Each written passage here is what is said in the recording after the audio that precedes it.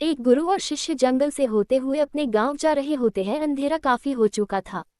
शिष्य ने अपने गुरु से कहा कि गुरु की काफी रात हो चुकी है, अगर आप कहें तो आज की रात यही आसपास के किसी गांव में गुजार ले। गुरुजी ने अपना सर हिलाया और वो आसपास के गांव में एक छोटे से घर के पास जाकर रुके। अब जैसे ही वहां गए तो गुरु जी के शिष्य ने दरवाजा ठकाया। उस घर से एक गरीब आदमी बाहर आया तो गुरु जी ने बोला, हम अपने गांव जा रहे थे लेकिन काफी रात होने की वजह से हमने इसी गांव में रुकने को सोचा। क्या हम आज रात आपके यहाँ रुक सकते हैं?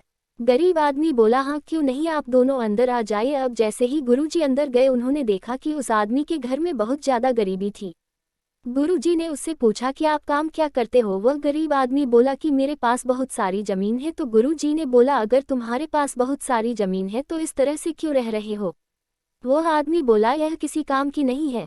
गांव वाले बोलते हैं कि ये बंजर जमीन है, यहाँ पर कुछ भी नहीं उगाई जा सकती है और वहाँ फसल उगाना बहुत बड़ी बेवकूफ़ी है। गुरुजी ने बोला कि तुम्हारा गुजारा कैसे होता है? उसने बोला कि मेरे पास एक भैंस है जिससे मेरा पूरा घर चलता है। ये सुनने के बाद गुरुजी सो जाते हैं और रात में जब सब लोग सो रहे होते हैं तब गुरुजी अपने शिष्य को उठाते हैं और उस गरीब आदमी की भैंस लेकर अपने गाँव चले जाते हैं। शिष्य अपने गुरु से पूछता है कि गुरुजी कहीं आप ये गलत तो नहीं कर रहे हैं? उस गरीब आदमी की रोजी रोटी इसी भैंस की वजह से चलती है। तो गुरुजी अपने शिष्य की तरफ देखते हैं और मुस्कुराते हुए आगे बढ़ जाते हैं। उस बात को तकरीबन 10 साल गुजर जाती है और जो गुरु का शिष्य था वह बहुत बड़ा गुरु बन चुका था। तो एक दिन उन्हें उस गरीब आदमी की याद आती है कि मेरे गुरु ने उस आदमी के साथ अच्छा नहीं किया था, मुझे एक बार चलकर देखना चाहिए कि वह आदमी अब किस परिस्थिति में है।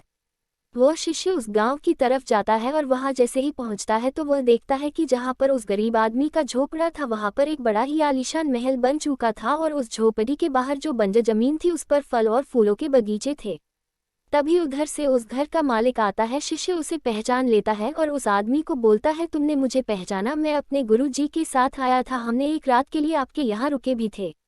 वह आदमी उसे पहचान लेता है और बोलता है कि उस रात में आप कहाँ चले गए थे? और उस रात के बाद ही मेरी भैंस कहीं चली गई थी, मेरे पास कोई रास्ता नहीं था, तो मैंने अपनी ज़मीन पर मेहनत की और फसल निकल आई और आज मैं इस गांव का सबसे बड़ा और सबसे अमीर आदमी बन चुका हूँ। ये सुनने के बाद शिष्य के आंखों में अपने गुरु जी के लिए आंसू आ गए और उसे ये बात अब समझ आई और वो रोने लगा।